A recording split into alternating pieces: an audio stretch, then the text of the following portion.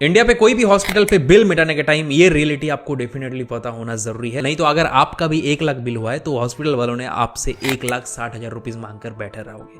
अगर ये फैक्ट जान पाओगे तो आप जो एक्स्ट्रा चार्जेस दे रहे हो वो देने से पहले ही आपको ये रियलिटी पता चल जाएगा। दोस्तों मान लो कि किसी का तबीयत खराब है, हम लोग तुरंत उसको क्या करते, कोई भी हॉस्पिटल में जाकर एडमिशन करवा देते, पैसा बाकी बाद में हम लोग सोचते हैं।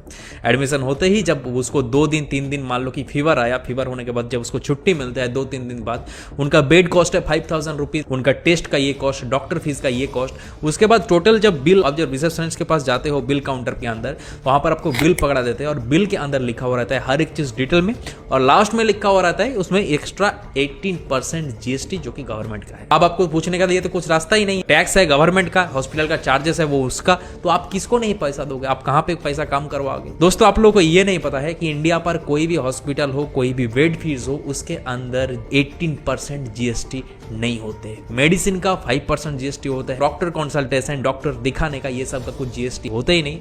और अगर किसी भी हॉस्पिटल पे कोई भी बेड के अंदर आप लोग रह रहे हो, उस बेड का कॉस्ट अगर 5,000 से कम है, 5,000 से बेड का फीस कम है, तो उसमें पे भी आपको 0 जीएसटी परसेंटेज होता है। लेकिन हॉस्पिटल वालों ने अभी एक जनता के साथ क्या कर रहे हैं कि कोई भी बिल के अंदर 18% सीधा सीधा जीएसटी जुड़ा दे रहे हैं। जो 18% आप टैक्स दे रहे हो वो सीधा सीधा उनका जेब पर पर्सनली पूरा ही प्रॉफिट घुस रहे हैं। दोस्तों ये चीज को जानना आप लोगों का बहुत ही जरूरी है। आने वाले टाइम पर, किसी भी टाइम पर अगर कोई भी हॉस्पिटल का जरूरी है तो ये वीडियोस को पहले ही दिमाग पर सेव रखो और इस वीडियो को दूसरे के साथ देखने के मौका कर दो, ताकि उनको भी ये हॉस्पिटल का रियलिटी पता चले और उसके साथ आने वाले टाइम पर ये स्कैम कभी भी ना हो, उससे पहले ही ये रियलिटी उनको पता चले। ऐसे तरह इंफॉर्मेटिव वीडियोस देखना है तो कुशल भद्र को फॉलो कर जाइए।